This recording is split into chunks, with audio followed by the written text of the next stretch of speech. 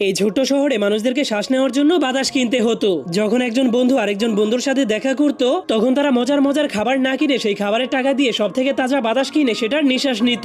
আর এই লোকটা হলো সেই শহরের মেয়র। সেই বাতাসের ব্যবসা করতে করতে সেই শহরের সব থেকে ধনী মানুষ হয়ে গিয়েছিল। কিন্তু একদিন সে খবর পেয়ে যায় যে টনি নামের একটা ছেলে পৃথিবীর সর্বশেষ একটা বীজ খুঁজে পেয়েছে, আর যদি সেই বীজ থেকে একবার গাছ হয়ে যায় তাহলে পৃথিবীর সব মানুষেরাই ফ্রিতে বাতাস নিতে পারবে।